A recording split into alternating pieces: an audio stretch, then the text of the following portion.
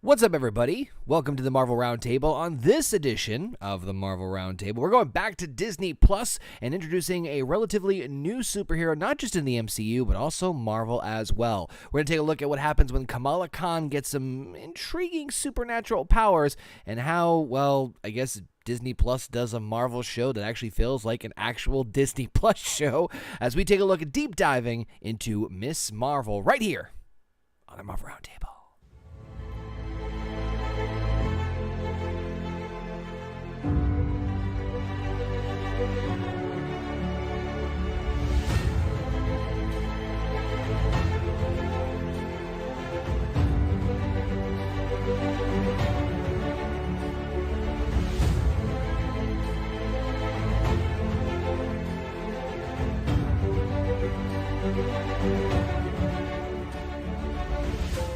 What's going on, everybody? Welcome back to the Marvel Roundtable right here on the Horny Goat YouTube channel. And of course, the Horny Goat Podcast Network, where you can listen to us on your favorite podcasting platforms. You guys know me, I'm Conor, a.k.a. Mr. Marvel 613, and we are once again here on the Marvel Roundtable, a show where we deep dive into every single show and movie in the Marvel Cinematic Universe. I'm not alone. I have to drag my wonderful friends and family here with me. I've got, of course, the power couple themselves, JP and Heather, and of course, everyone's favorite bear from upstairs, Canadian Basement. How's it going, fam?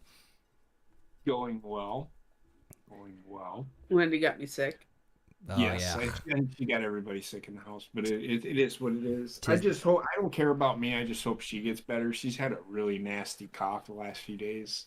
It's kind of discerning, but You'll probably hear it. you might hear it here. And My daughter does the same thing where, like, I think she's quiet. And then, no, seriously, my daughter's the same way right now where she's like, hey, Dad. Like, it's like super quiet, like 6 in the morning, like, hey, Dad. Like, oh my God, That's how I got woken up this morning. You a chain smoker? The thing is I went to get her some cold medicine. I'm starting to think that everybody's getting sick now because there is nothing in the stores for kids right now. So every kid is just... Yeah. But yeah, so we're doing all right. One of the people on my Sensi team actually has to have her daughter's back surgery postponed because all the beds are full of RSV patients right now. I heard that too. Jesus. So it's all good news across the board, right? Yeah. Yep. So before you begin, I'm not going to be here for too long. Okay. But I'm going to... Like when you watch it. I watched 5 minutes of this show. 5 minutes. This documentary, yeah. I'm going to amend my statement of, you know how I always say everybody should have died within the first 5 minutes?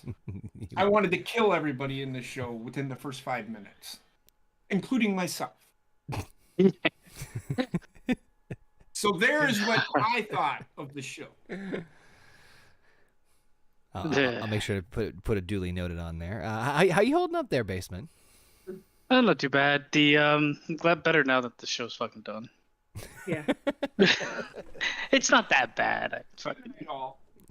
It's just like I'll give my expert analysis as we move on. As JP farts in the elevator and walks out. Yes. Yeah, we're gonna dive into Miss Marvel, which is a very it's certainly different. This is another one of those shows that, and another one of those Marvel properties in Phase 4 where we're yet again introducing a new character or genre, and so this is Entire culture, actually. yeah, that too, an entire culture on top of that. So Miss Marvel is also one of the newest heroes that was introduced in the Marvel comics. Miss Marvel has not been around that long. I believe Miss Marvel was introduced sometime around 2014. So literally, we have a character who's being introduced that was created midway through the Marvel Cinematic Universe. So it's kind of weird. I wonder why they're introducing her. I know. We all know. We all know. Merchandise. Merchandise, clearly. It's the big D. Diversity.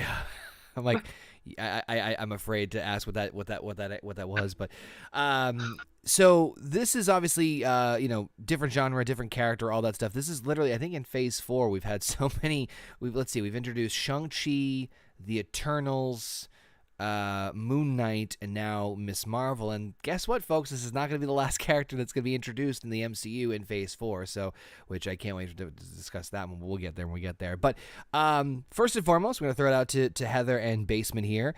without going into too much details, what were your overall thoughts after watching Miss Marvel?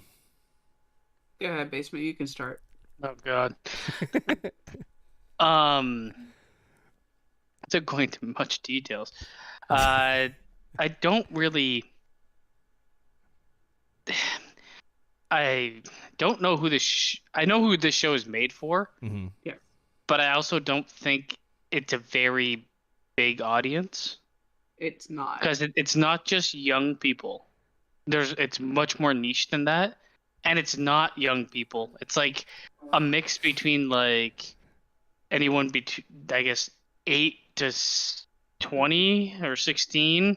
That is a very specific culture. I mean, you can watch it as being a different culture, but it really leans heavily towards its cultural stuff, which I actually like in the show.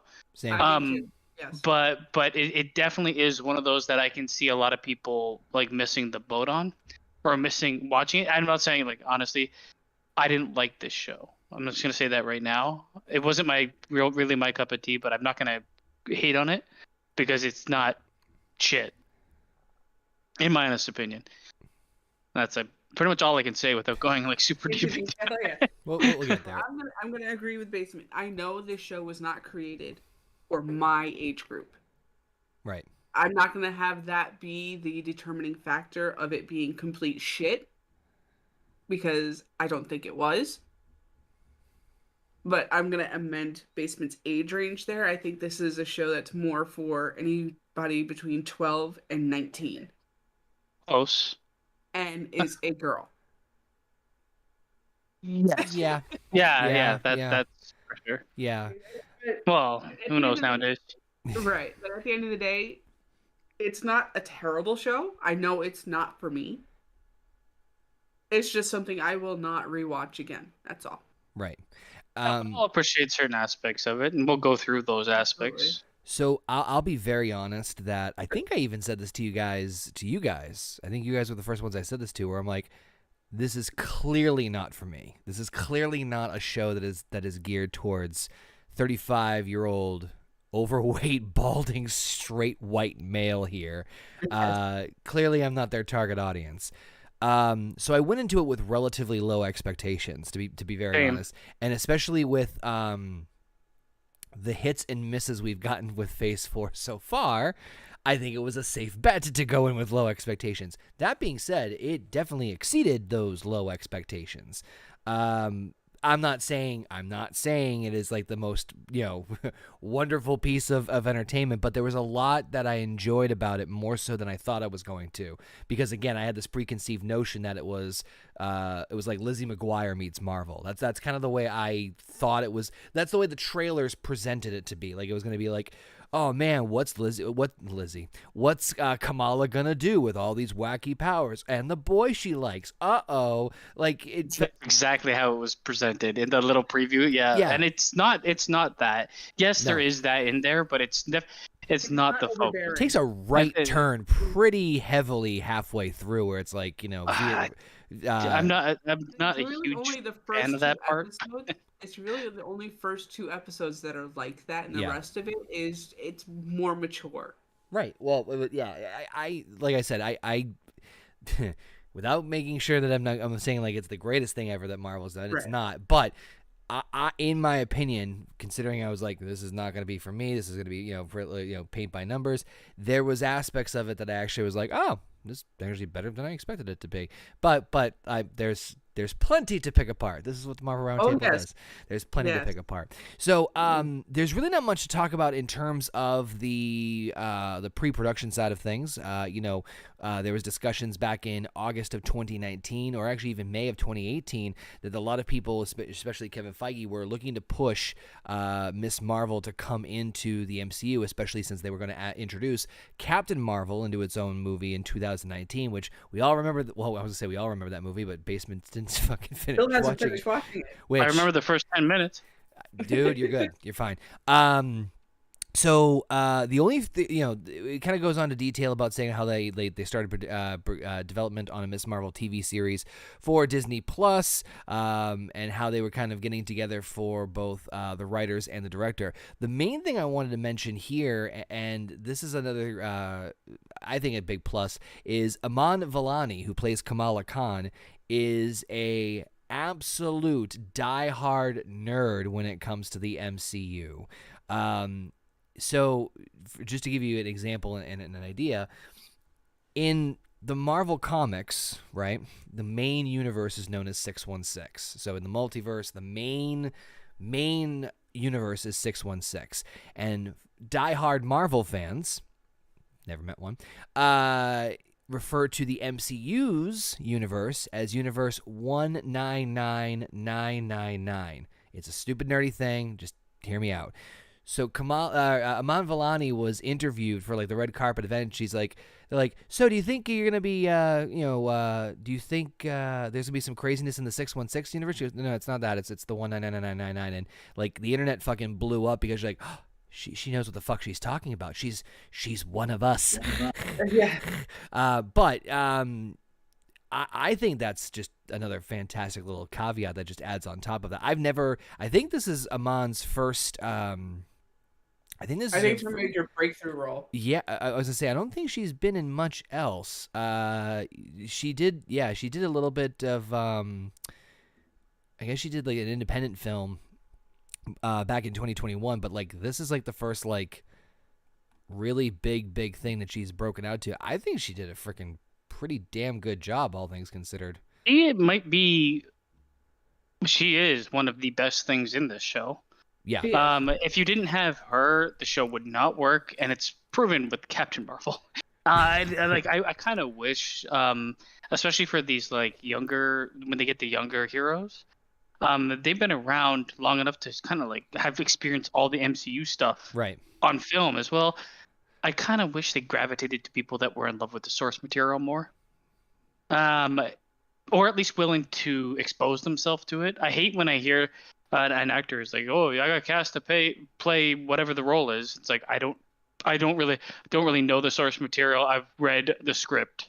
It's like, man, there's so much there that you can help. Like people are going to be looking for in your character, right? And that's why also Henry Cavill works so well as Superman, because he is a major nerd himself. Right. That's also why he works so well as Geralt, and now he left The Witcher, and that shit is fucking dead in the water. By the way, I love the story that he was literally playing World of Warcraft when he got the call to become Superman, and he literally missed the call.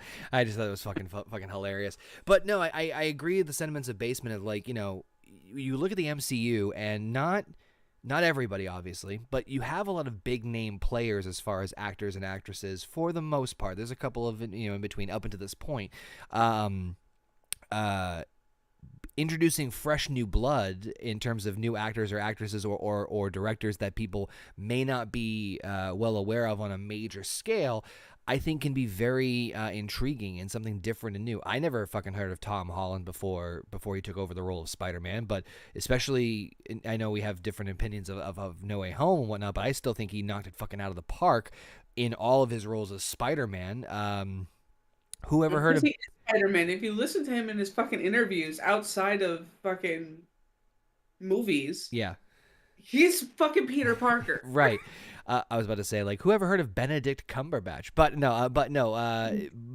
all seriousness, like, there's a couple of, I never heard of, I'm trying to remember, is it Simu Liu, the guy who played Shang-Chi?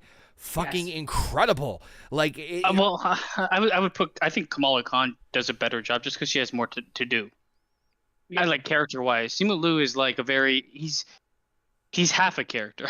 Well, no, I mean, like, I'm talking just outside the MCU as well. Oh yeah. He was in a couple other things. He was in The Expanse for 10 seconds. Yeah, still counts. But my point is that I'm agreeing with Basement sentiment in the fact of like introducing new characters and people who know what the hell now the MCU is it's fucking like massive its own thing. So to have someone with the source material and really embrace it like she has. Yeah, fucking Aman Vellani is the absolute star, and rightfully so, of this series. So just that's really the only big thing I'm going to mention as far as the pre-production side. So With that being said, you guys ready to get into Miss Marvel? Yep, can't do that really nice phrase. You know Yes. Let's go get in. what I meant. All right. Let's start. Clown card this bitch. Let's start with episode 1. Real quick, want to give love to the chat. Of course, we got Real Cody, we got Federico in the chat, and we of course got Alpha as well. Thank you guys for coming in here. Let us know your thoughts on what you guys thought of Miss Marvel. You guys had to check out the series. But we start off with episode 1, known as Generation Y, spelled Y, W-H-Y. I like that. That's kind of clever wordplay, Marvel. I see what you did there. So Kamala Khan is introduced as a 16-year-old high school teenager from Jersey City, New Jersey, and a fangirl of the Avengers, particularly Carol Danvers / Captain Marvel. After failing another driving test, Con and her best friend Bruno create a plan to attend the Avenger Con fan convention at Camp Lehigh, while avoiding Con's parents' strict rule. Con receives a package from her grandmother of objects her mother sees as junk, but Con is enthralled by one of the objects, a golden bangle. She takes the bangle to the convention, intending to use it as part of her Captain Marvel cosplay. As she prepares to get on stage, Con puts the bangle on, which grants her the ability to shoot energy constructs that end up causing havoc at the convention. Bruno rushes Con home, where she is lectured by her mother.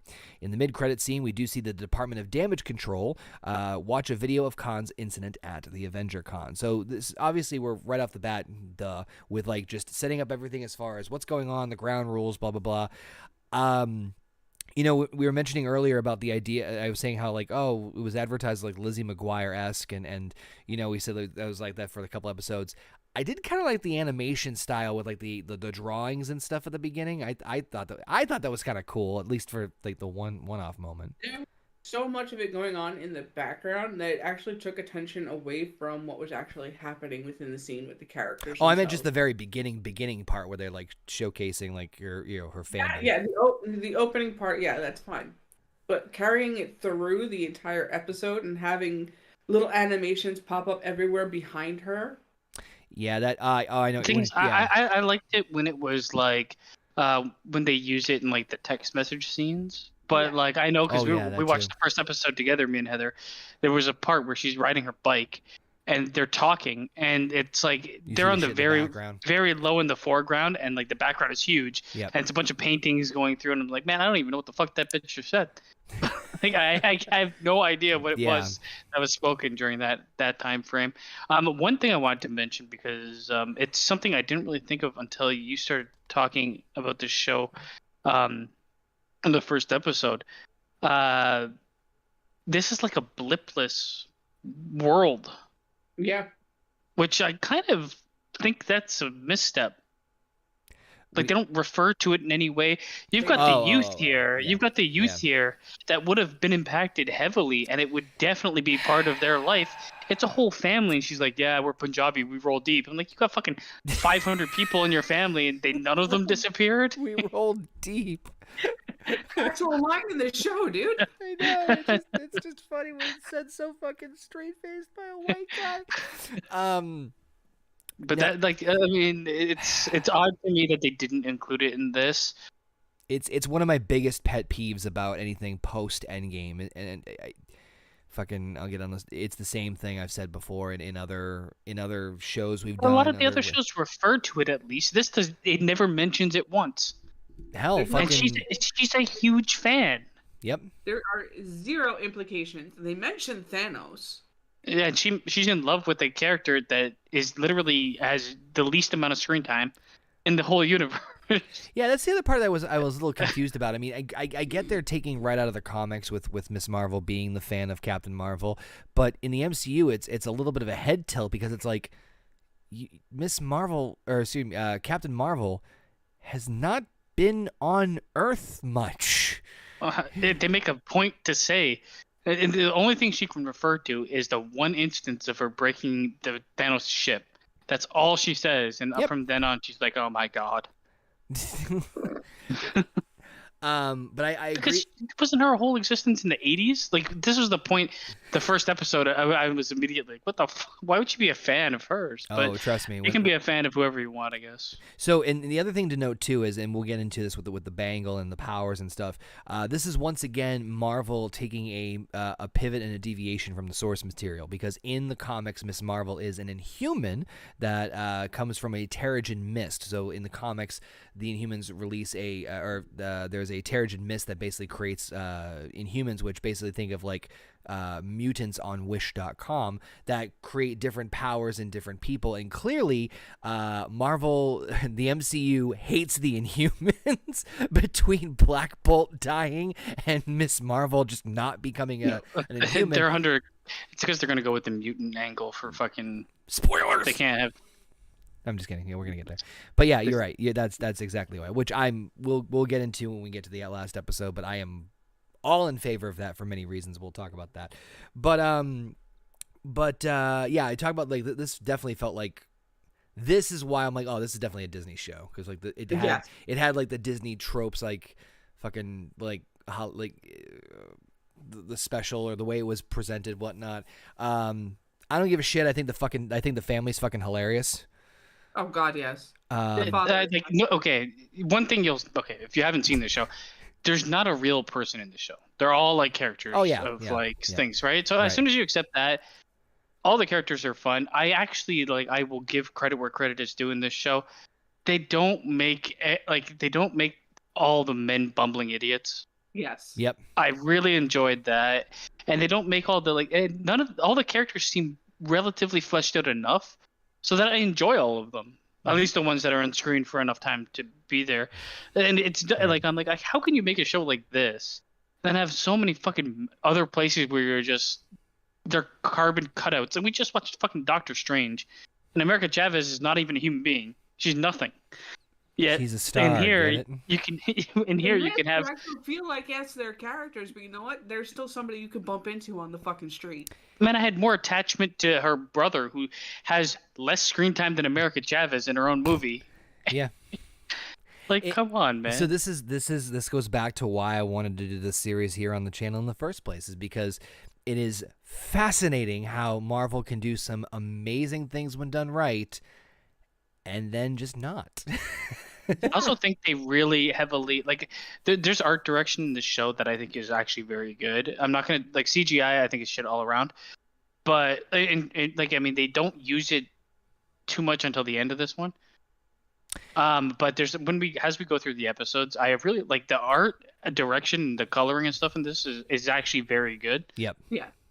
As a whole, the family aspect is great. And I like how they leave tidbits, and it's very man, I've been in a million fucking brown houses in my time, and they're all brown people. They're all like this. I'm telling you, very, very to the point. And I mean, even as the show goes on, they this true with the aunties and the uncles and all that, right? Very much true. Especially with the Indian and the Pakistani culture, if you sit there and you call them auntie and uncle, it's a sign of respect. Right. That's another part of it too, and we might as well just deep dive in this part.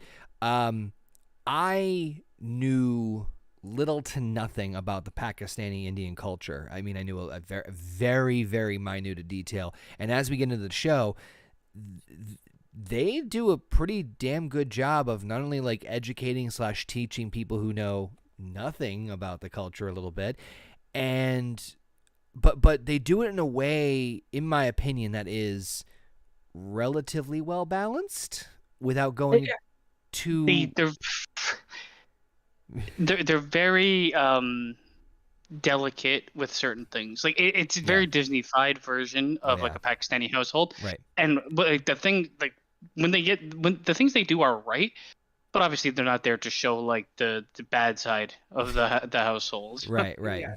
All right, but I mean, I like I said, I grew up. Most of my friends are Indian. A couple of them are Pakistani, and a couple of them are Muslim. And I grew up staying at their houses, going to their place, talking with their parents, and it's very accurate, to be honest. On the nose, yeah. No, it's accurate. For the most part, it's once I accept it's a Disney show. Yeah, It's accurate. It's accurate, you know? Another thing just to kind of note, again, this is Marvel taking a deviation from this, and I'm not sure if you guys, well, you know, because you've seen me play the Avengers game a little bit, that Miss Marvel's powers are also a little different too. So she is not the Mr. Fantastic stretching and in bigging power. Like I prefer this, to be honest. I do too. I really do too. Just visually, the other way would look bad. I have a feeling. So, you know, you said like the CGI was shit. We kind of broke apart. We're not too kind to the CGI here on this round table sometimes. So I think if for nothing else, nothing else, that would be I think that was a smart move. And plus, it gives more. In my opinion, like a little bit more room for flexibility, for creativity, for things you can do in the future. Maybe not so much in this series, obviously, because they're just like introducing us and the character to these powers, but I think I definitely prefer the crystal or the energy manipulation stuff. Yeah. But first episode, not too shabby, kind of gets things, you know, a very like this one was kind of like too teeny bopper type.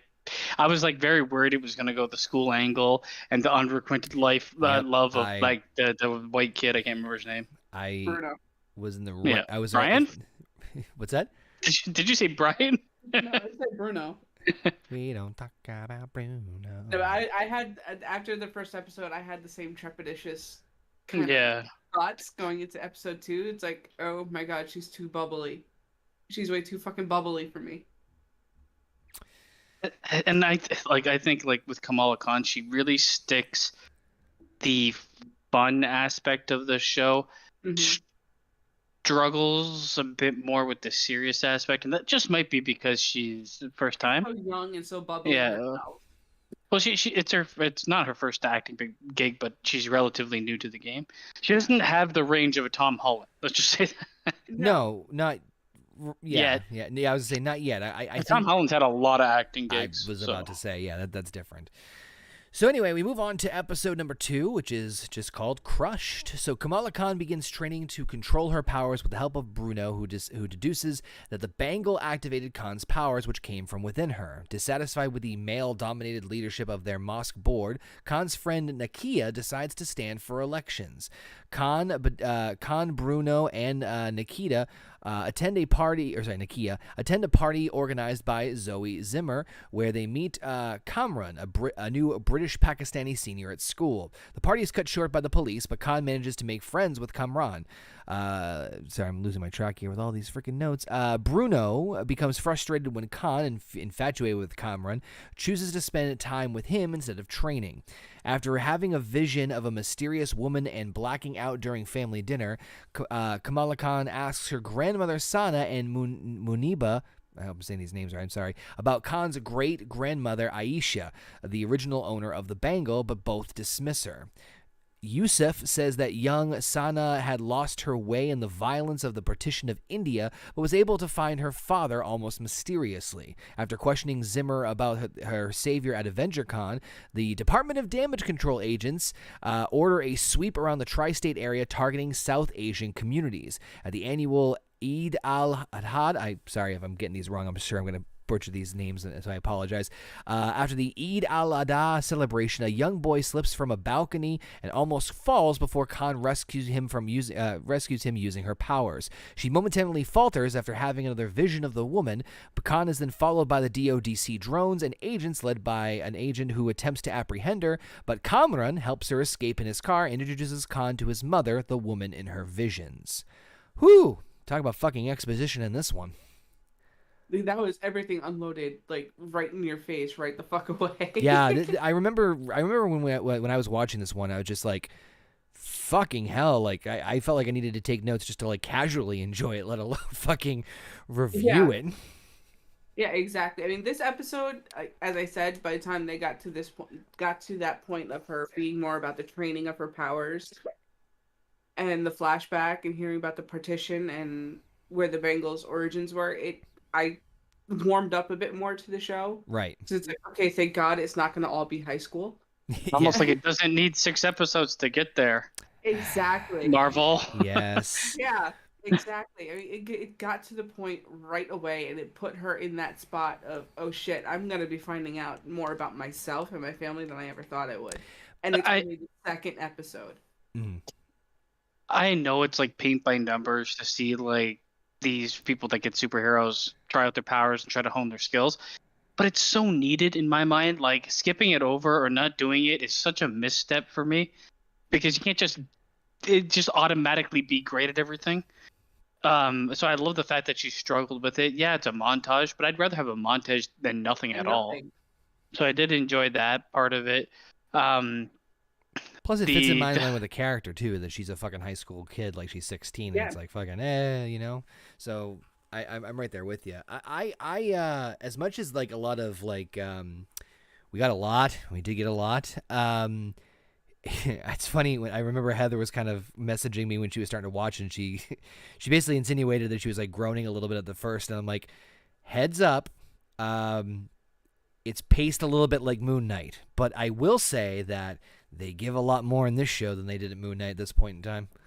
I was just gonna say this was paced better with the information than Moon Knight was. Yeah. it's actually I like the pacing for the majority. Mhm. There's like one thing I will bitch about later, but Early on, I the can pacing, tell. like the fact that like the first episode needs to like they need to establish so many people, Mhm. and it does that. The second episode kind of puts more of like the story into the forefront.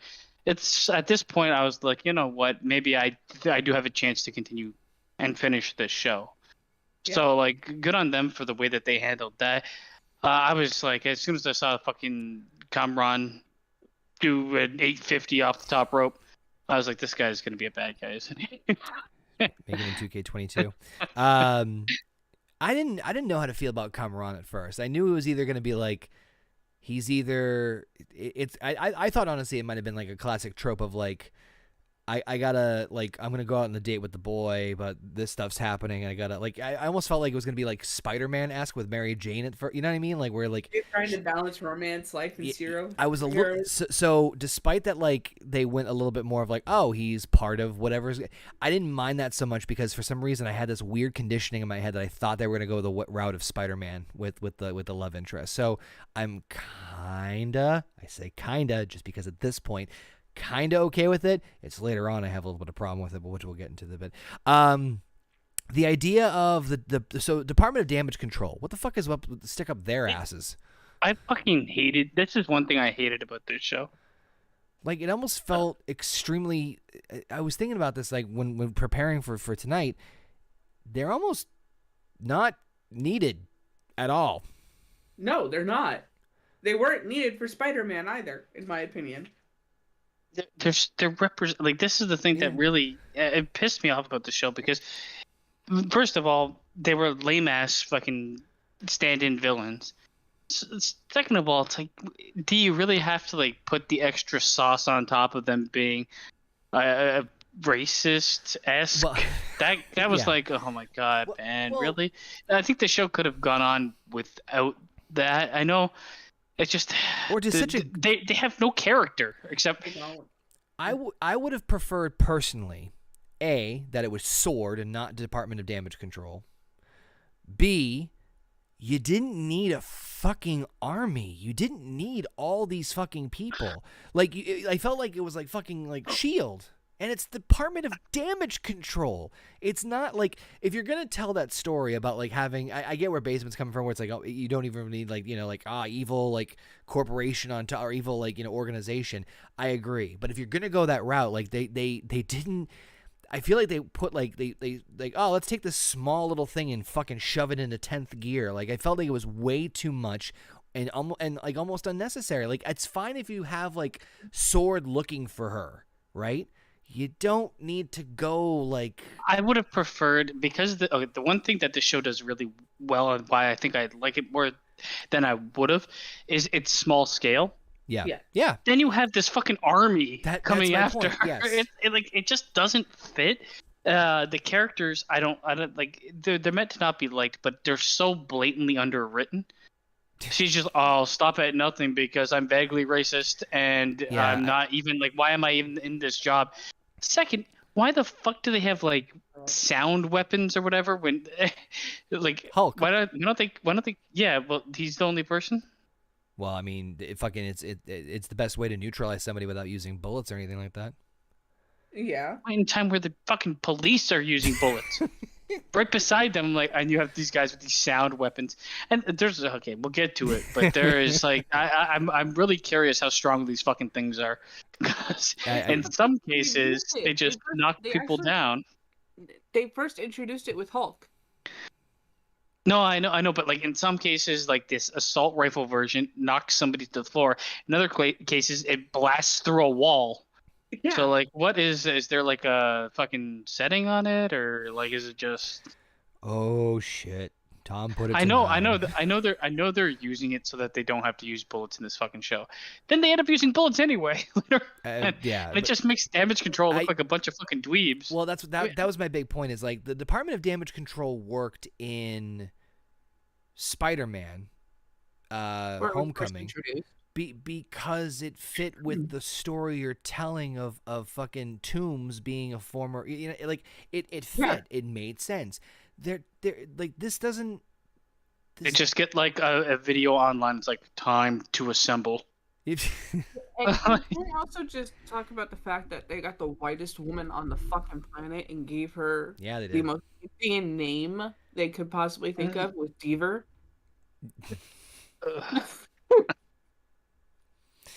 Yeah, Sadie Deaver. That's okay. I hated everything. But she was approaching Umbridge levels for me. Umbridge is like good acting, and like I should hate them. This is like just written poorly, and dislike the guy on the phone you're talking about, the upper agent. Yeah, I didn't mind him, but all he did was pick up the phone and yell, and she was like, whatever. That's why I didn't mind him. I guess I'm doing my thing. But it's like you have so many different avenues you can go with this, and if you're gonna try and pile stuff on top, even if it's for the fucking finale's sake, right? You didn't have, in my opinion, you didn't have to make it so overblown. I know it's Marvel. Marvel tends to do this a lot. I'm not dismissing that. I'm just saying is that especially for a Disney Plus show that for otherwise gets the tone, environment, and pacing pretty on point here, it just seems like an extra cog in the wheel. It's like, freeze, the nuke's coming. What the fuck? Like it just seems very out of left field. It makes it so much worse. Like, just to give anybody that hasn't seen this the stakes, she basically like saves some kid from falling. Okay, that's very fucking bottom level shit. It's that, and it's family drama, and it's where she fits into the world, and how to use her powers and when to use them. And then there's a fucking army that comes after her for saving a kid from falling. It's like shitty teen Batman. Yeah, I'm gonna say this right now before we get there. If they had left this show without the Department of Damage Control and left it at the second to last episode, I would have been fine with it.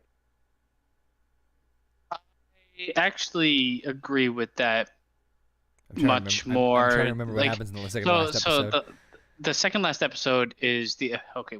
No, I got it. Yeah. Finale for me right there. Oh yeah, no, I'm right there. Well, I mean, hell. Well, the thing is, they wanted like this. There's two distinct stories that are told in this show, and it frustrates me because they needed to be more interwoven. They're very separate. Yes. And it sucks because one is almost being told for we have to tell it's sad to say we have to tell one for the like 12-year-old white girls. Yeah. And then we have to tell one for the 12-year-old Pakistani audience. It's like, okay. But like, I mean, I enjoyed both stories to a point enough to watch it. Yeah. But I will say there's things I hated about both almost equally. And for this side of the story, it's the damage control people. I hate just like 100%. Right, they did not need damage control past Homecoming. I would have rather had like a small group of fucking technically FBI agents or whatever, sword agents, just hunting them from Black Panther, for fuck's sake. Exactly. Just give a couple people out there looking for them. That's it. Yeah, I get why, you have the big fucking fight and shootout. Like, okay, you use them at the end, but You don't really need that. They already had that. I know. Last episode. Though they also had that in the last episode for some other reason. You know what I mean? Like you didn't need the cops and but you didn't need the cops and the fucking. You didn't need that whole big showing. We'll get there. Yeah. So I guess we might as well move on to episode 3. Episode 3. I was waiting for the thing to load. Known as Destined. Right? Yeah, Destined. So, Yes. Najma, there we go, explains that she and Cameron are part of a group of enhanced beings known as the clandestines or Jinn, who were exiled from the Noor dimension, and that Aisha was one of them. So, again, just kind of paraphrase here and just make sure we're all on the same page with this fucking family tree that's woven like crazy. Referring to Kamala's great-grandmother was a Jinn who was part of this the clandestines group. So she's now introduced to Kamran, her love interest, and Kamran's mother, who is also part of that group. She also reveals that the bangle might be able to help them return to the Noor dimension and asks for Kamala Khan's help. I just remembered this episode, and now I'm going to go off on a tirade a little bit later on. Kamala agrees, but Bruno warns her that the interdimensional travel could be dangerous. No fucking shit. So she asks Kamran for more time to ensure that they can do it safely. Kamran assents, but I keep getting this name wrong. But Najma refused to wait and decides to force Kamala to help them. Kamala's brother, Anamir, marries his fiancée Tisha, but Kamran arrives at the wedding to warn Kamala before the other clandestines arrived. Kamala, Bruno, and Kamran are overpowered by the clandestines, while Najma tries to use the bangle, which triggers a vision of a train. The wonderful DODC agents arrive and capture the clandestines, including Kamran. As Kamala and Bruno escape, Nakia sees Kamala using her powers. Sana contacts Kamala, revealing that she also saw the vision of the train and insisting that Kamala and Muniba visit her in Karachi. I hope I'm saying that right. I fucking hate this episode. I'm just going to say this right now. The 5 minutes of the dance between the mother and the father, and then her and her friends, is the 5 minutes JP saw and wanted to kill everybody. So there is. I love the idea of interweaving the wedding into the episode. Yeah. I'm all in favor of that. Again, it's straight white guy here being introduced to this culture. Love it. It makes me want to go to one of these weddings, to be very fucking honest with you. They really are that much fun. They look like a blast. They're it's like a show. But yeah, I get it. Yeah. Sorry, I just love Basement just doing the so we get a little bit more of now we're getting the real antagonist of the story here. But what I get it. It's 6 episodes, and this is where I say the pacing for the most part works. They fucking pivot on changing their mind about fucking Kamala being like, "Oh, great, you can help us. Can I have a little bit more time?" No. Nope.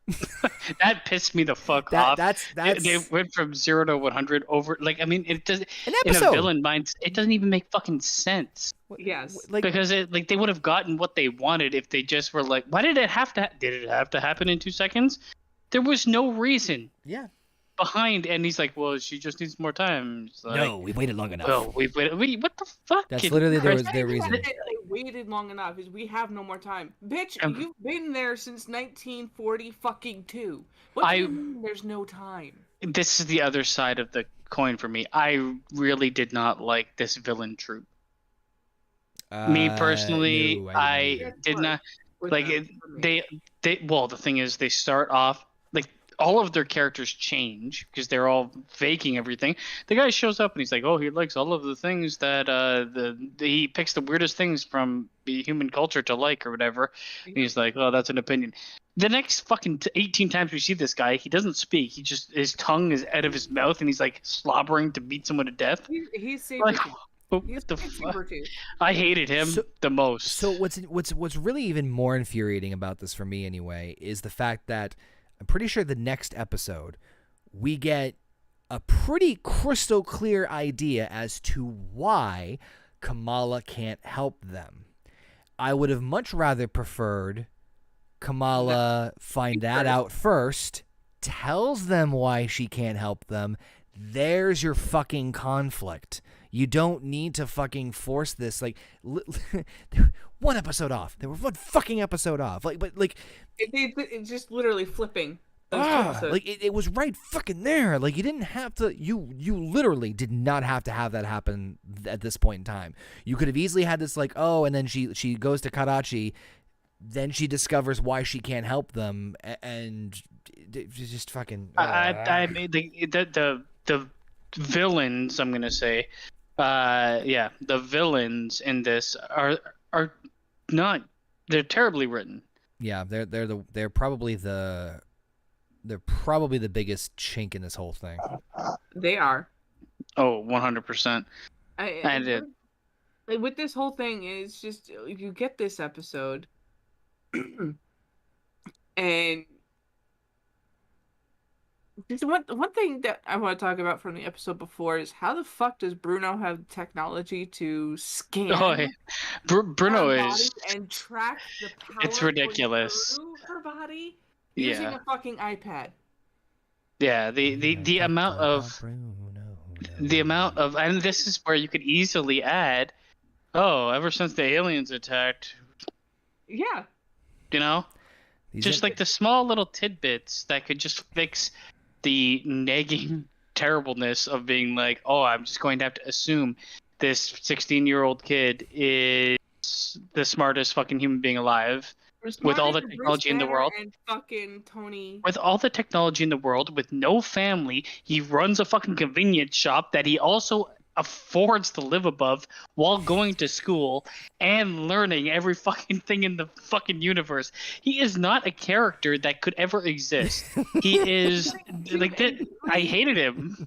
And getting into a pre-education program with Cal fucking Tech. Yeah. Bruno is like the most ridiculous amalgamation. He's like a Swiss Army. Yeah, he's Swiss Army knife. Yeah, plot convenience. But then you get this episode where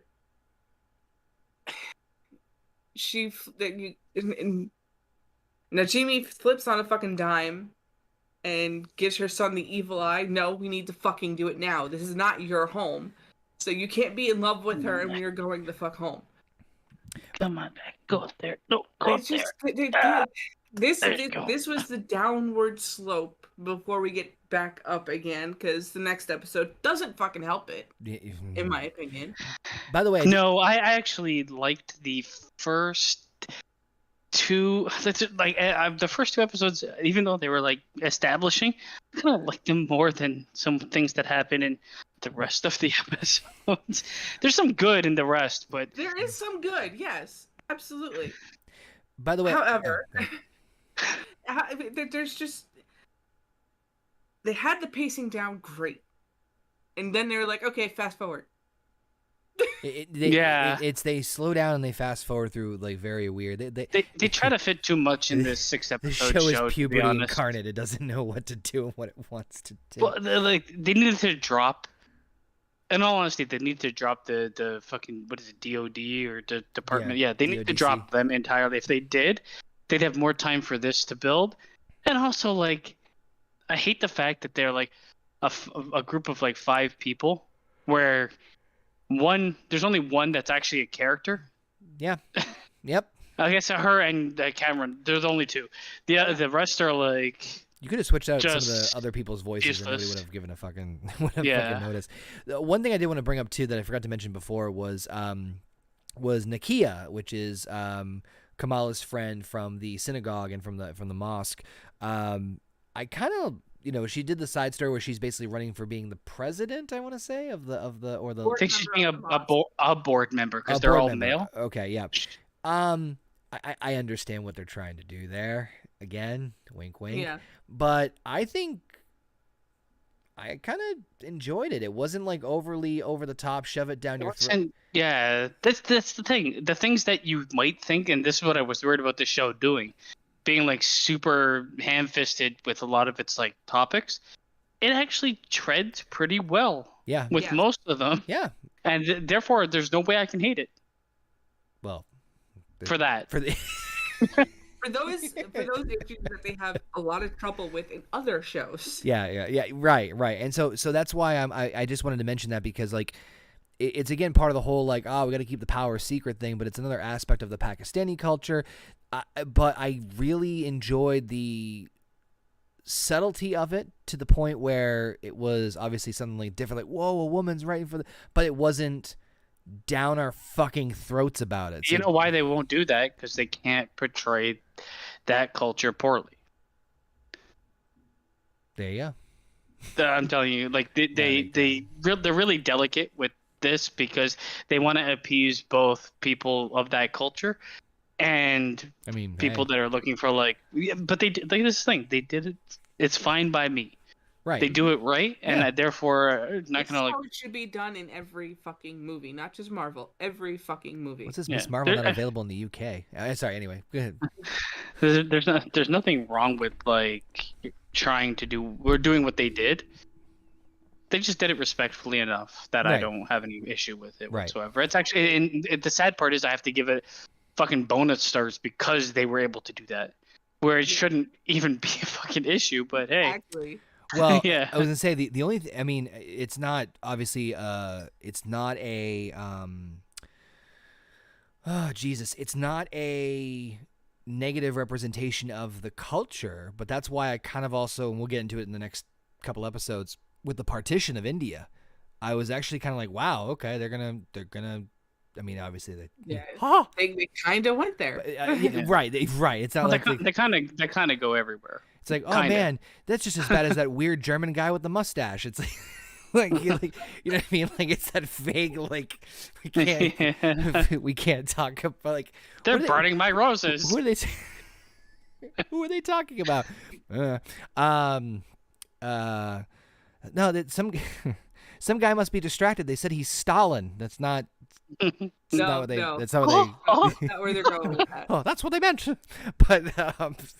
But moving on, we're going to go to episode 4, known as Seeing Red. So Kamala Khan and her mother Muniba travel to Karachi, Pakistan, and reunite with her grandmother Sana, who later reveals to Khan that the bangle is trying to convey a message through the vision of the train. The next day, the masked Kamala Khan goes to the train station to investigate, but is attacked by Kareem, a member of the Red Daggers vigilante group, who initially mistakes her for one of the clandestines. Kareem takes Khan to the Red Daggers hideout, as you do, where Kamala learns from their leader Waleed that the clandestines are trying to break the veil of the Noor dimension, which separates the Jinn's dimension from the human world, in order to expand and take over. The clandestines escape the DODC's Supermax prison, but their leader Namja abandons her son Kamran, way to go, for helping Kamala Khan. Kamala begins training with the Red Daggers to master her powers, but of course they are interrupted by the clandestines, which, by the way, I'm not sure if I remember the time frame in terms of like the jump, but like holy fucking shit how fast the clandestines got to exactly where she was in such a short amount of time. I've got so much wrong with this episode. Well, This is probably yeah. the worst. This is probably the Yeah, worst it's- episode of the show, to be honest. As a chase ensues, during which Waleed kills one of the clandestines, but is of course fatally stabbed by Najma. As Khan and Kareem fends off the clandestines, Kareem kills one of them, and Najma accidentally stabs the bangle, sending Khan into a vision of the partition of India. I love the setup. I thought the ending of this episode was probably the best thing in terms of the setup. setup going into this, which should have been the fucking finale. Beautiful. Yeah. The fucking one. There's so much. How long has it been since she got the bangle and realized it had powers, to finding the Red Dagger guy? Can I? Has it been that she's actually that much more in control of the fucking bangle? Yep. So can I just, for the record, I'm currently working on, I think I tweeted this out, I think Heather actually responded. I'm currently working on a list of where all characters in MCU stand following the events of Black Panther Wakanda Forever once I see it this weekend. And can I just say that like Phase 4's time frame is fucked, because Yes. I don't know when or where anything is happening. I mean, where obviously physically, but like when, Yeah. with the exception of with the obviously Doctor Strange with is not the only one. Black Widow and Doctor Strange, that they happen after certain events. Other than that, God fuck to death knows when anything's fucking happening as far as in between. So I share your frustration as far as like just the timetable in this episode alone. And then to go, not only that, with this going into the hideout and meeting Waleed, he instantly knows that she is the great granddaughter. Yep. Plot convenience. Plot convenience. Oh, fucking Christ. This episode should have been renamed Plot Convenience, to be honest, because Yes. first of all, she's like, the last episode ends, she's like, you guys have to come to Karachi. She's not on extremely great terms with her mom. The next scene, they're in a plane together. Like, her mom's character is completely different starting here. And like she leaves behind the I guess like the strict Indian mother. Yes. And like the I'm more about how you're presented than how you are. Mm-hmm. A type person. She leaves that behind like that and becomes a different person immediately. And I'm like, the fuck? Okay, I guess we're just gonna have to accept that this is happening now. No, because they want to get the story somewhere. Also, like, they go and visit her mom's mom, her grandma, right? Yeah. Who is like, I get like she's technologically like she doesn't know what she's doing, but she knows how a fucking phone works, for Christ's sake. She comes off like she doesn't know how a phone. I was thinking they're gonna go meet up with someone demented, like the way that she was acting in the first couple, like she would just run on sentences, and then they end up there and she's like perfectly fine. Then she's perfectly fine. Like, I'm like, what? Am I missing something? Was there like complete character rewrites on the plane? Maybe. Turbulence. That was terrible. The fact that fucking the clandestine people just okay. I have to believe they escaped from this underground prison that they were being put in. That's surrounded by water. Yeah. Okay. They escaped from there. They are criminals. Yep. They're able to fly. Yep. To a location and not be stopped. Yep. They get there overnight, apparently. Yep. Red eye. It's so like, I mean, the come on. Like, I feel like I would have preferred, and I know they probably went to Karachi because they want to show more of the culture. I would have preferred if the grandma just came to fucking New Jersey or wherever the fuck they are and done the story there, just because there's so many weird plot shit that happens because she goes to Karachi that doesn't make any fucking sense. I like the fact that she went to Karachi, but you're right. Like, in terms of like the grander scope of everything, like, come to Karachi. Why? Because I said so. Deal. Okay. that was. They're also like, I mean, every single fucking person in this movie is super rich. Even the guy that has no parents that lives above a fucking convenience store. Well, he clearly creates Bob. Like, money is not like, they're all fucking. She goes there. They're in a gated community. They driving around in Lexuses and fucking shit and shit. And there's a point in this, and she's like, well, there was a time where he had to work for 10 cents on the dollar or whatever. I'm like, okay, and now you're just uber rich, able to like get up and go at the drop of a dime to Karachi. Yeah. Cool. Okay. I mean, I did like them going to Karachi though, for like, if anything to set up / explore a little bit more of the backstory. But you're right, in terms of the plot convenience of everything, it was just like, okay.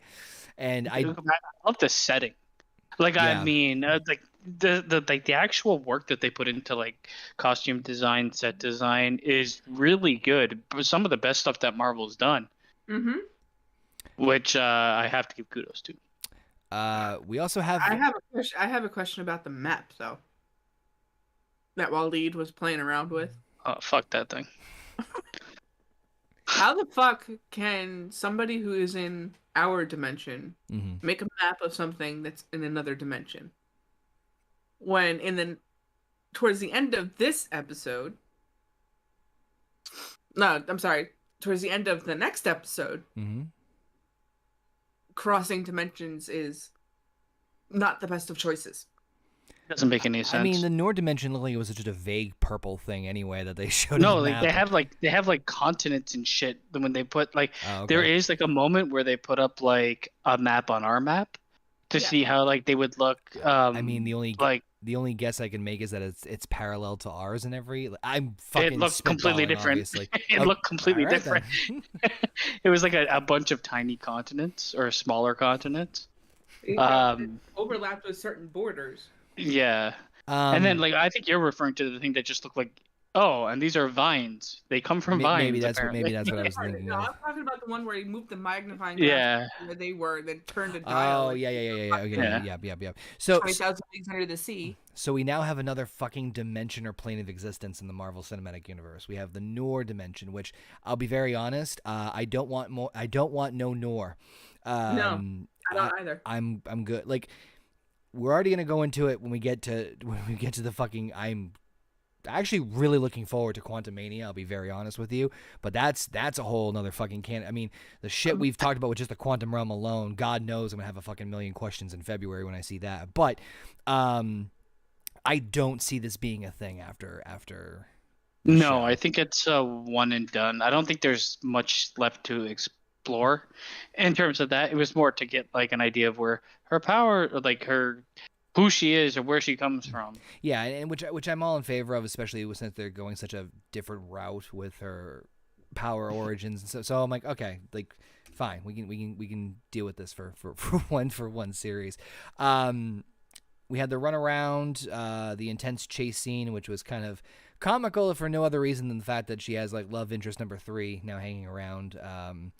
I got really tired of the chase scenes. The action scenes in this show don't do anything for me at all. I agree. To be honest, like they're just like copy and paste, running through corridors, jumping. Fucking, it's like okay, yeah. I've seen it like 4 times, and we're 4 episodes in. But I will stand by it has probably one of the best endings of this episode, where they stab the bangle and she's all of a sudden in the partition of India. Like that was a good cliffhanger. It doesn't make any fucking sense, but I'm with you. Not. Well, I mean, it's supposed to be a cliffhanger. Of course, it's not supposed to make any sense. What the fuck? No, like I mean, the idea of like going back in time. There's nothing in her power spool that would make that happen. Time travel's a bitch in Marvel. Haven't we already? But at least they tried to say like we're attempting time travel, or I have the time stone. I have a bangle that makes me have crystal hands and travel back in time. It's like, okay, Crystal fingers. I guess. And it's not a vision. It's just she actually fucking goes back in time. So I was about to say it's more. It's again, I think more of a plot device more than anything else. You gotta fucking try. I'm not defending. I'm just telling you what I think they're. No, like I mean, like this is like the frustration with this show for me. That was like, yeah, I like the idea of it happening. Yeah. But getting there, you might want to fucking hire someone with a brain to write that. And how you get there. Supposedly, Kevin Feige does have somebody whose goal and entire purpose is to just keep the continuity of the MCU. Which I mean, at this fucking point, you need a team. Oh, they probably do have a team more than a person. I can almost guarantee that. But that being said, there's only so many things. Well, there's only so many things you can make sense of. Right. Maybe she had like a dagger that was like imbued with some sort of fucking time shit. Uh-huh. Anything, Behold, man. The time dagger. What happens? Stab and find out.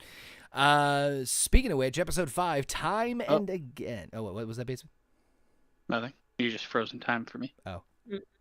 Episode 5, Time and Again. In India, 1942, Aisha takes refuge in a village where Hassan, an Indian independence activist, offers her food and shelter. They fall in love and have a child, Sana. 5 years later, in 1947, Aisha's former friend Najma finds Aisha and orders her to retrieve the latter's bangle. Aisha leaves it with Sana and attempts to flee the new nation of Pakistan with her family during the partition of India, but Najma finds and stabs her. There's the time dagger. Hassan and Sana are separated in the chaos. Aisha's great-granddaughter, Kamala Khan, appears from 2025. Yes, that's right. She's from 2025. And is able to interact with Aisha, who asks her to guide Sana before dying. Conjuring a projection of stars to lead Sana to her father, Khan realizes she was the one destined to reunite them. Returning to the present, she finds that Najma's strike had opened the veil of the Noor dimension, which separates it from Earth, but it vaporizes anyone who interacts with it. And ain't that just the worst?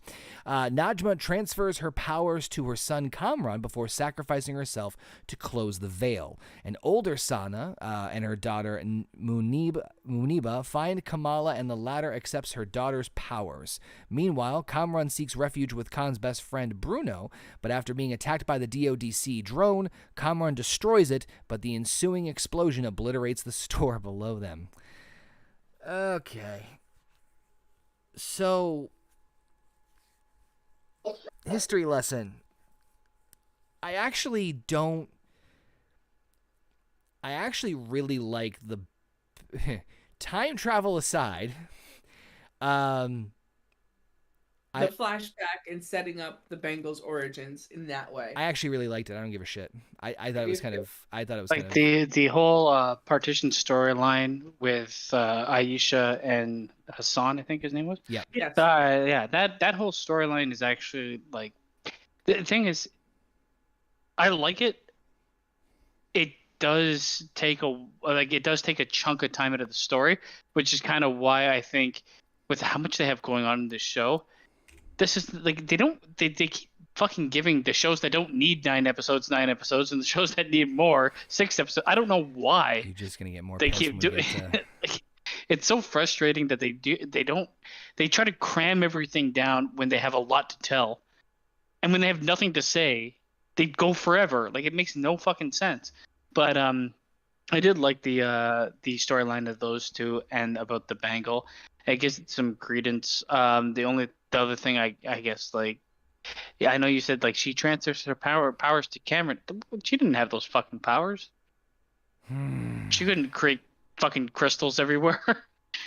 It's a vague, like, we didn't tell you about this, so we can do this now. Whoosh, like that. That part was, that part I rolled. I'm not gonna lie about, but even this is to get to something that happens later on. It just even taking into consideration the concept and thought of time travel, or her interacting with her grandmother and all that, like, without even besides that. The whole concept of the going back in time and the Bengals history and all that, and Kamala Khan's interaction, and she was the one that helped her get her grandmother get out of the. I actually really enjoyed that entire part of it, to be very honest. I enjoyed sorry, Heather, you go. No, go ahead. You finish your thought. I enjoyed the part prior more. The visuals of the partition era, especially when like they ran away in the night and they were burning some of their crops, and it, like, for the most part, a lot of it just looked like actual extras. Marvel not CGIing everything to the nth degree. I was like, I kind of give props to this, and like the whole scene of the train and all the people. I'm sure some of it was CGI, but I couldn't see it, so I will give them credit for that too. A lot of extras used in those scenes. I didn't mind the fact that it was Kamala that did it. It was just kind of like, I guess, like, at this point, if you're going to go back in time, it's going to have to be her. And I guess it involved her. It tied her into the plot, or into the story a little. Yeah. Bit. I didn't see any harm in it, basically. And by the way, I agree with that. For those who don't know what the partition is that we're referring to, the partition of India is essentially, long story short, TLDR, India's attempt at independence from the British rule, or the UK rule. Which the British did nothing to help them in any way after ruling them for a very long time. Which, by the way, and sorry, I didn't mean to cut you out, but which, by the way, I really enjoyed the beginning of this episode showcasing the, for lack of a better phrase, the infighting. Really, is what happened. Yeah. But sorry, because honestly, at the end of it, this episode should have happened a little. The flashback part of it should have happened a little earlier. Oh my god. Okay. We'll take what you want to use. She's got 3 of her pacifiers in her hands. So it should, that part of it should have happened sooner.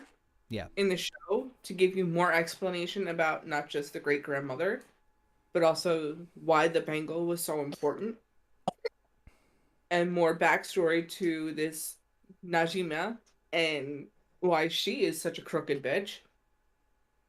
You done? I mean, she looks like William Dafoe. Come on. She does.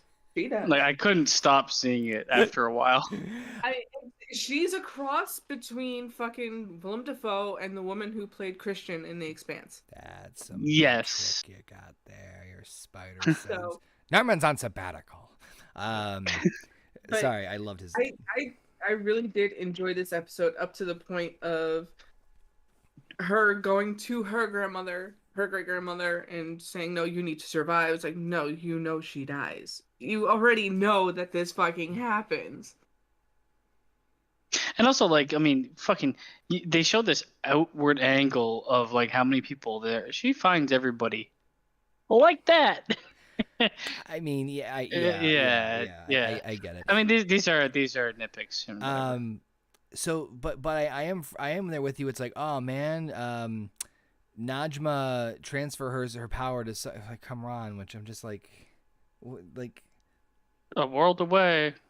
I actually, to be honest with you, I would have preferred a situation where like she had a bangle or something. Or something to the effect of like she died and either his grief pushed him to have his powers discovered, or because she passed away.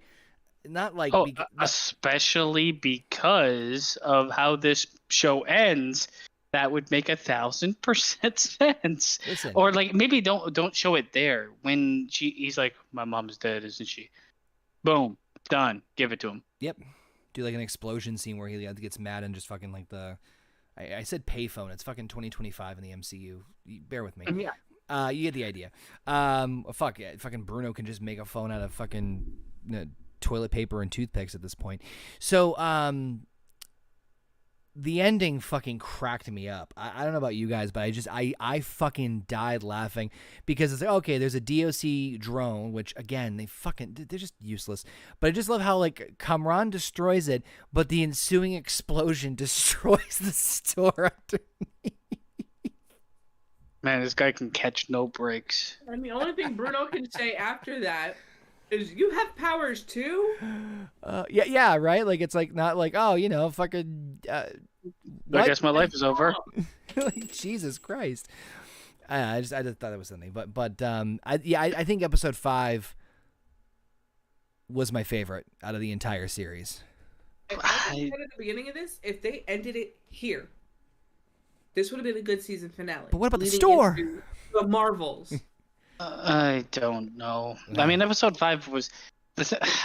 I felt like this show, as it went on for me, had more diminishing returns. There's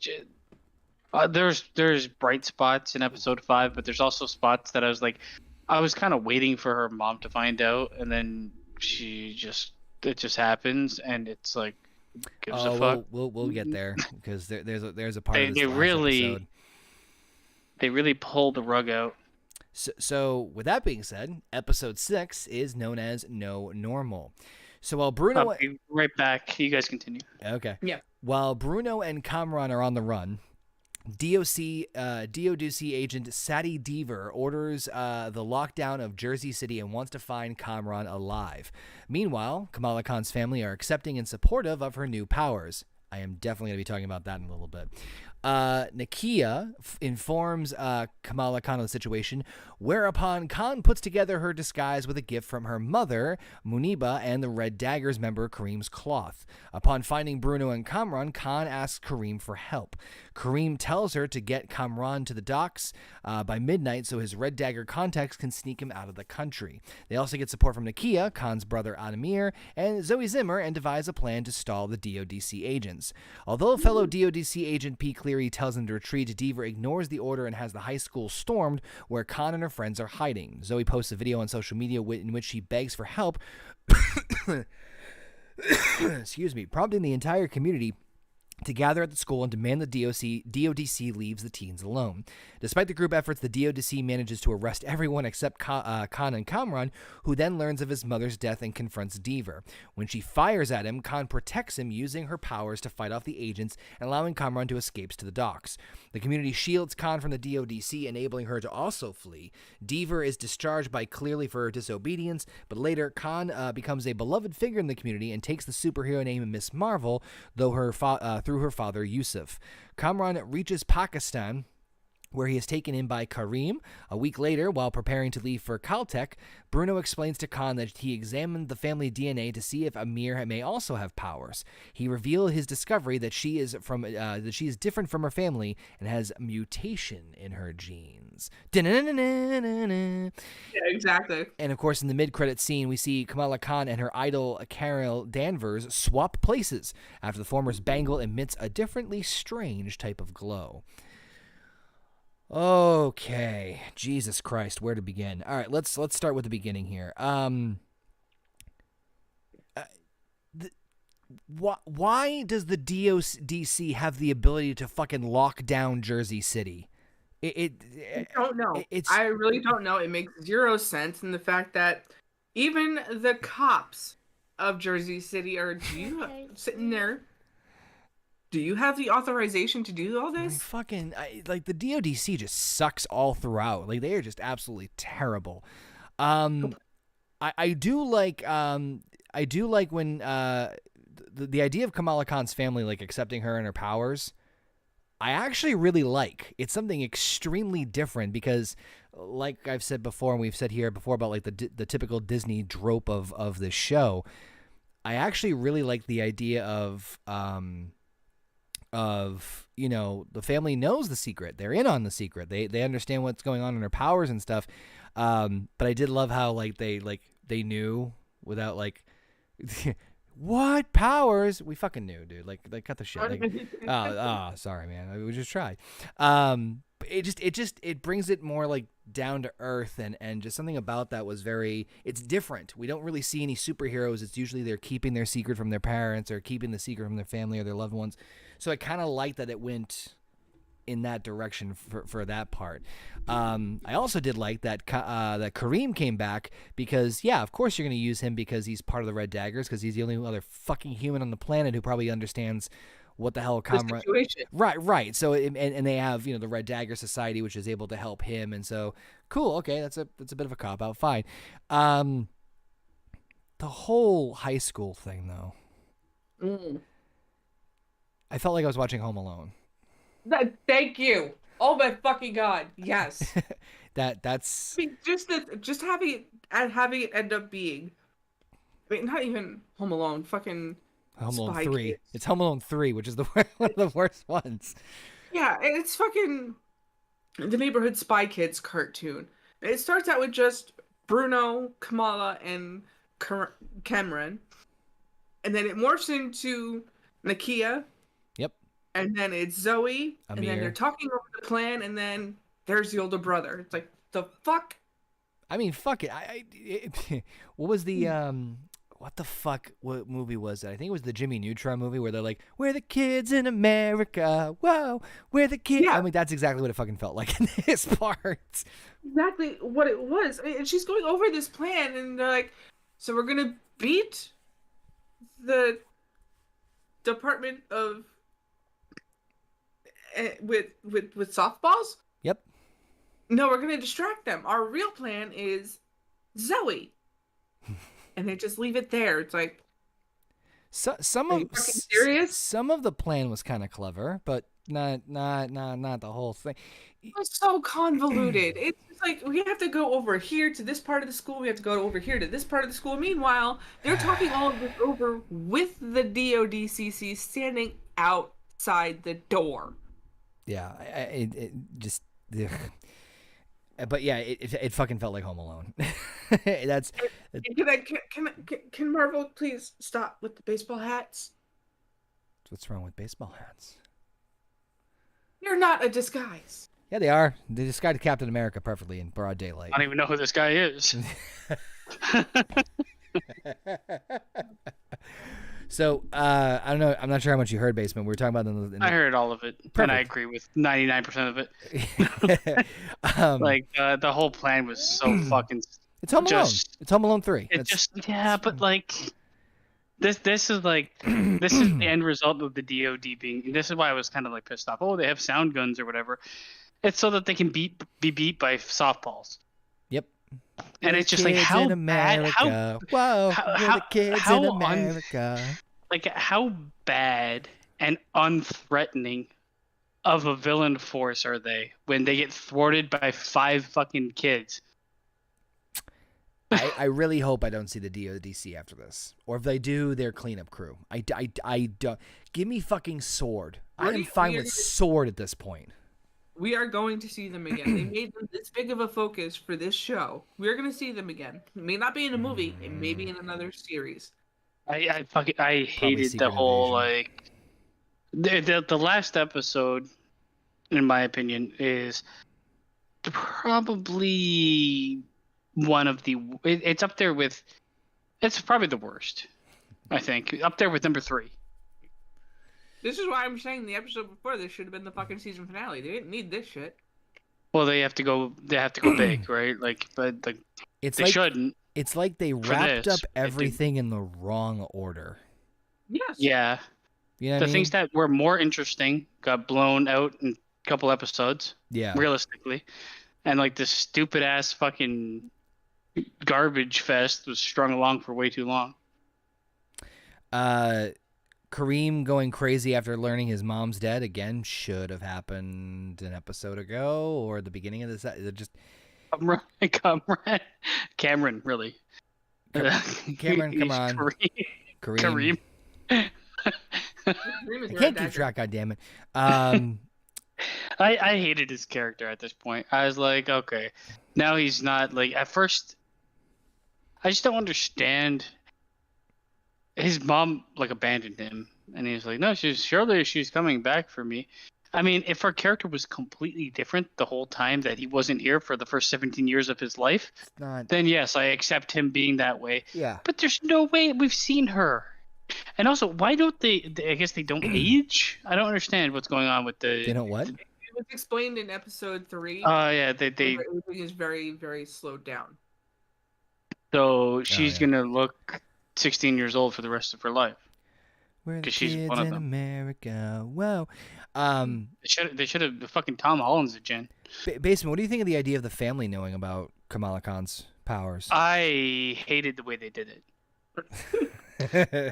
Where they like, because there's so much like background noises, like, oh, I'd be ashamed to be her parent or whatever. Like they say all these fucking things that were like every character is different from the first couple episodes to the last couple. Yep. Except for like the dad. Every other character fucking changes completely, radically. I mean, Dramatically, considering the brother was the same kind of guy all the way through. Yeah, but like I mean, I'm sorry. he was, I love way the more dad. traditional. Dad's my favorite parent. I don't give a shit. Dad is probably the dad is one of my favorite characters in the show. Yeah. And yeah, he's like a dope, but he's like he's like I can relate. Yeah, but he's not like his character at least is true from episode 1 to episode 6. He rocked that Hulk outfit. I don't give a shit what anybody says. But anyway, so Kamran reaches Pakistan where he's taken in by Kareem. Bruno's gone. He's leaving for Caltech. Although, I hated the fight scene. I didn't even talk about that. I'm not talking about it because I hated it too. What fight scene? It wasn't even much of a fight scene. It was like what? Like she blocked shit? First of all, he's there with like only his hands being crystallized, and they unload like 50 people, just shoot guns and sonic booms at him. Somehow he's not hit at all with any of it. She shows up in front of him and she can stop everything known to mankind. And then the fight ensues between the two, and then the fucking agents, and then everyone runs in and their arms across the world or whatever. And I just hated everything. And again, I question the time gap because she sits there, she gets hit by this fucking sound machine, and she's on her hands and knees looking at him, hoping he's gonna get up at some point, and she just sits there and goes, and Biggin. Yeah. She knows the fucking words to make the fucking bangle work now? What the fuck? That was really fucking stupid. For- Also, like, she could have easily killed so many people. And are you guys okay? And in Marvel fashion, Yeah. Oh, we're fine. I just crushed your entire car and threw it 20 feet. You guys okay? So I understand that embiggen is her word in the comic and everything, and it's fine. It's also my word. I just I don't like the word at all. I don't like the No. word for a 16-year-old high school student to say. First of all, I don't think she should say anything. She hadn't said anything for any of her other fucking moves. I just don't like. What is she, a fucking anime character? Kinda. I mean, shit. But yeah, but with Bruno leaving, she mentions about how Kamala has a mutation. So this is the first time in the MCU since the Fox acquisition that they have mentioned the word or anything close to the word mutant in the MCU, which leads a lot of people to presume. And I started screaming at my TV, just give me my fucking X-Men already. which leads people to believe that Kamala is technically, as far as introductions go so far, is the first mutant in the MCU. That being said, I haven't seen Black Panther yet because in the comics, Namor is technically the first mutant on Earth. But we'll see how they portray that in Black Panther. So what I'm seeing from the fucking trailers, it's him and then the fucking creatures from Avatar. Yep, basically. So, what I hope is happening in this, and I'm probably completely wrong, they keep talking about like, oh, this world mirrors this world, and I'm hoping that it's kind of like a fusion event of two worlds, two dimensions basically colliding. Mm-hmm. That like have kind of like almost like a radiation poisoning to like DNA to make people mutant. Otherwise, what? It's naturally occurring. So fuck it. We might as well like spitball this a little bit here because we're almost done with the series anyway. But that is going to be a big question mark here. As I mentioned before, I think Kevin Feige and the MCU hates the Inhumans. I just think they hate them. So, because obviously the show was a whopping success, and they killed off fucking Black Bolt in 2 seconds. So with them going up, Everybody in 2 seconds. I mean, Wanda, Black Bolt can destroy you with just a single breath from his mouth. What mouth? Spaghetti, bitch. Spaghetti. but yeah, it's they're clearly not going to be referencing the humans that much anymore, or barely at all. So they're making, they're alluding that Kamala Khan's the first mutant. Totally fine with that, and I think that they're obviously starting to plant seeds for X-Men and mutations in the MCU, which again I'm all in favor for because I think we've talked about this very briefly before, and I'm sure we'll talk about this in another stream later about like predictions and stuff, and for like future Marvel stuff. That's going to be your next arc is going to be the X-Men the Mutant. There's no fucking way at this point you're going to do anything bigger than that. And I am optimistically scared of how they handle this, I think some things they're going to knock out of the park and they're going to do a great job with it. Others gonna have to wait and see. Well, I'm worried because of the fact that they have waited so long that people are going to be sitting there. Where was this during Thanos? We all know they existed before Thanos. Yep. I mean, the very easy explanation for that is different universe, Secret Wars. Different timeline. Basement, did we lose you? I was going to say that there's no way they're going to be able to pull it off to make sense. In all honesty, because if they're going to do the future is X-Men, which means past 2025, and they're going to be introduced, and the earliest thing that we're seeing now is 2025 Kamala Khan becoming one of the earlier mutants. Yep. You can't do half of what fucking X-Men was. No. Did we already? Did we talk about this with Magneto? Yes, we talked about this, yeah. but there's so much that happens in the past that's required. That being said, you'd have to set up things that kind of mirror the past to do it for the future. But I feel very strongly that the Marvel Cinematic Universe wants to stick as close to our timeline as possible for their core shit. Mm-hmm. Not like, 700 years from now. Yeah. Because how are you going to relate it, right? You know? Right. I mean, So it'll be interesting to see how they do that. I don't think they're going to go back to fucking Nazi-occupied Germany. Because where will that fit? And how? Which sucks because Unless if it's a different fucking dimension. Yeah, That's which the I mean, only at this point they've opened up Pandora's box, which creatively they can do whatever the fuck they want in terms of, you know, different timeline, different dimension. I mean, shit, fucking, we were just saying about the Nor dimension. How many, like, there are now, what we got? We got the quantum realm, we've got the Nor dimension, we've got the dark dimension, we've got we've got the ancestral plane, we've got the fucking the boat from Moon Knight that takes you to the afterlife. Golden Field, yeah. Yeah, so like take your fucking pick, and when we get to it, spoilers, Valhalla's a thing. So like, there's like how many fucking planes of existence? Jesus Christ! And I'm not even talking anything they can think of, including the ones that they're going to make up. And I'm not even talking different timelines. I'm talking different dimensions in the same universe. In all honesty, I'd rather have the X-Men be a different dimension.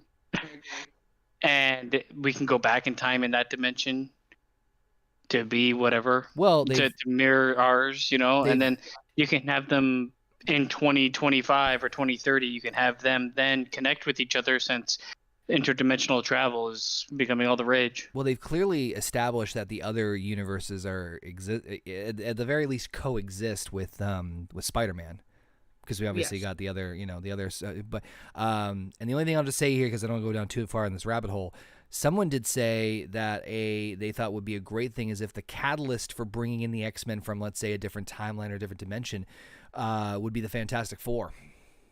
That Reed Richards somehow figures something out where pulls them over or someone over at this point in time and then builds from there, or at least is like the catalyst point for that. But we'll talk about that another Marvel time, because that's, God knows we can go down that rabbit hole quickly.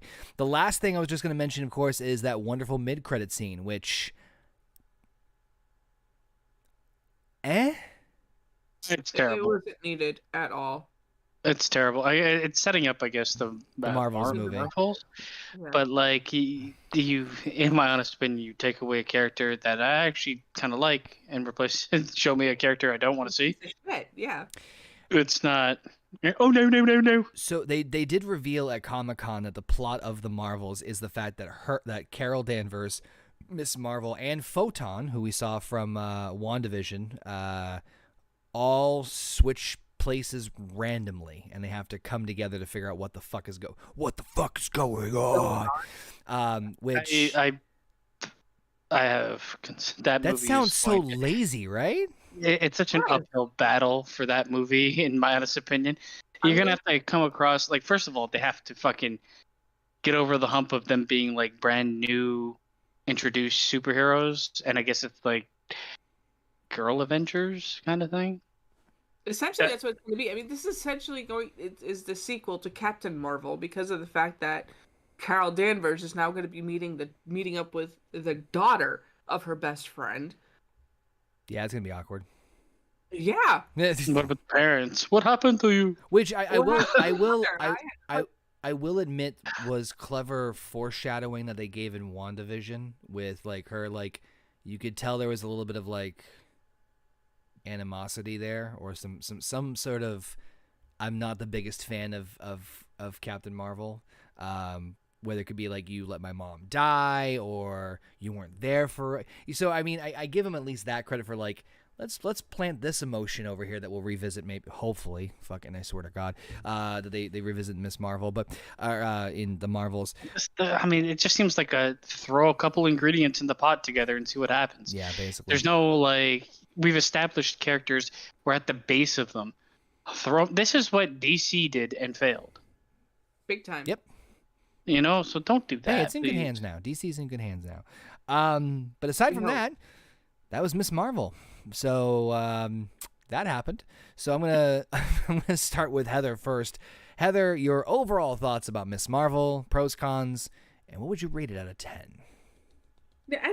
As I said from the start, I mean, I really liked that it didn't stick with that bubbly high school kind of thing where it actually put her in that position with her family where she had this secret that she couldn't tell them what it was at first because she didn't know how they were going to react to it and make her more mature that way, right? While still letting her be a kid and reminding everybody that she is just a kid at the same time. Yep.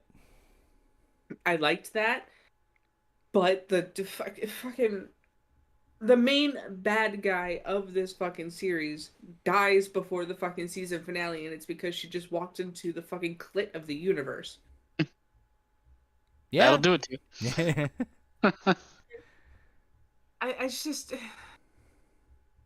I went into this knowing I wasn't gonna fully like it because it is a teeny bopper show and it is for teenage girls, and it made me warm up to it just for me to be like, you fucking ruined it. But Cameron and Kamala would have been a good story to go with, considering that they now both at the end had this power mysteriously. Aren't they like related? No. Do we know they're not? No, they established that that Aisha and Not Jamie. Yeah, Najma are friends. They're from the same dimension. They're from and they're all exiled. Right. They're the same. The group of them were exiled from that dimension. They're the same. They're both jinns, but they're not related. No. Otherwise, Miss Marvel. That's kind of what I was thinking the whole time. Well, she also came up with that lie of him being her cousin because she didn't want her brother to freak out. So I just felt like when they first showed Willem Dafoe, I was like, oh my god, she's her cousin. That's some neat trick you got there, kid. Miss Marvel. Najma's on sabbatical, honey. Yeah, but that's kind of where I thought it was gonna go with the transference of that energy. I thought that was actually gonna be like Najma trying to poke her head through in her son somehow and still try to get back to the dimension she came from. But at the end of the day, this is another middle of the road but slightly higher series from Disney Plus, despite the downfalls of some of the episodes. So I'll stick with a 5.5, 6 for it. Okay. Basement. Hey, I'm gonna say like 50% of the show was good. If we need the funds, and it's not all. Hey, but it's not all like all together. There's like things I can pick out. Yeah. That were good that I really liked, and things that I absolutely did not.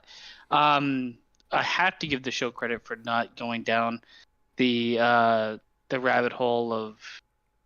I'm gonna say like I guess identity politics is not it, but like like the low hanging fruit of what the media loves, right? Yeah. So I have to give them credit for that, and I do like the portrayal of the culture that they're looking at. I think they treat it very well, and for its age group, it's probably very intriguing enough. I don't think it's really good. Even if I asked like a fucking 14-year-old. A Pakistani girl, she probably wouldn't give it a 10 out of 10. Right. But it is still like very passable. I did like the color scheme. I like what they did with a lot. It had some good themes in it. But it's had so many missteps. The acting was good, and I had for the most part, I hated the fucking villains. Like the villains' acting was. It's not the acting; it's the writing. The writing was so poor for the villains. I'll probably land with Heather, like a That's sick. I'll give it a 6. It's definitely not for me. I mean, if I was watching this and rating it on my own scale, not in terms of what Marvel did and what this is for, it would probably be like I wouldn't watch it. So, but I go a tad higher. I go about 6.5, and then again, the reason being is because I went in there with relatively lower expectations. I did too, though. I think there was. I was still fully expecting to hate it. I did too, to be very honest with you. In the grand scheme of things, the biggest problem I really had. I mean, writing's always going to be that's what we do on the show. We nitpick everything. Really, the biggest. This was. How do I say this the right way? This was a good first draft at a good Marvel show. Like, that's the best way I can describe it. Is like. If this was the first show that Marvel came out with Disney Plus, I wouldn't hate it either. I'd be like, all right, this is a good, like, we're gonna make this better now, right? I know we're not going to, but the point is that I was optimistic about like that, this is not. It's not a bad show, in my opinion. Is there stuff that's not that great about it? Yes. The biggest thing I do agree with Basement is the antagonist. I think that the clandestines and the DODC is just fucking so and there's a little bit of missteps here and there as far as like a little bit of the pacing and where they want things to flow, but overall it's still a pretty enjoyable ride. I again, fat ass white straight male here, not knowing much about the Pakistani culture, they introduced things, or they opened up people to this culture in a way that, yes, they were very careful and they tiptoed for sure. It's, we got to make sure. But still enjoyed it. I think that, like, the only thing I can really say that was, besides the antagonist, that was a little bit of a disappointment was the climax. Because at the end, it was just, again, DODC storming the high school. Like, that's your, like, I get it's a Disney Plus show and the stakes are supposed to be lower, but like that's low. Like it's a combination of low and high. I'm okay with low, but I'm not okay with fucking army. Well, you're right. You know what I mean? Like, if you're gonna go low, stay low. It's like, hey, yeah, exactly. Hey, oh, by the way, Kamala, there's a nuke targeted for the school. What the fuck? Yeah, like it just felt the ending climax felt off-putting. It felt very like, yeah, it just felt all over the place. But that kind of goes hand in hand with, like I said, with the antagonist that we talked about before. But I give it like a 6.5 just because I, again, was going into this, especially with the trailers, like, this is fucking Lizzie McGuire and Marvel, and it like really exceeded my expectations. Again, not the best by any stretch of the imagination, but definitely not the worst. We'll get there. That being said, I think we're good on Miss Marvel. You any other last minute tidbits from Heather or Basement here? I'm surprised I enjoyed it as much as I did to finish it. I had a feeling you guys would. I wasn't like, I finished it to do this. Let me just be clear. Right? Like, it's not something I probably would have continued with, but I can see the intrigue to it, and I can't hate on it because it's better made than, like, the stuff that's supposed to be for me that falls short. I can hate on. Doctor Strange and the Multiverse of Madness comes to mind. Mm-hmm. Where this is like, hey, if it's not for me and I can watch it, that's a win. Right. And so, I mean, obviously, I'm going to see Black Panther in 3 days, so I'm hoping that's going to be. I've heard it's going to be good, but I get where you're coming at from, where it's like, oh yeah, like going into the idea of like, oh, this is Marvel can do some things that are good that aren't in my like scope of immediate interest. Like I get where you're coming from. With that being said, that's going to wrap up here for the Marvel Roundtable for this installment. I want to thank once again the wonderful tattooed mama herself, Heather, and of course, Canadian Basement for joining me here this evening, and for all you cool cats and kittens who joined us here for the Marvel Roundtable. Let us know your thoughts about Miss Marvel, and make sure, again, you subscribe to the YouTube channel, download us on your favorite podcasting platforms, wherever you listen to us from. Check us out on all the other cool stuff we've done, the weekly gaming stuff, of course, the No Bucks Given, HGGM mode, and so much more. With that being said, we're going to wrap up out this edition, but next time here on the Marvel Roundtable, we take a look at, for the first time ever, the 4th installment of a movie franchise or a character in the Marvel Cinematic Universe, as we take to the skies and see what has been going on with the God of Thunder and, well, Gore the God Butcher, Jane Foster returning, and so much more craziness, and I do mean the word craziness, as we explore Thor, Love and Thunder.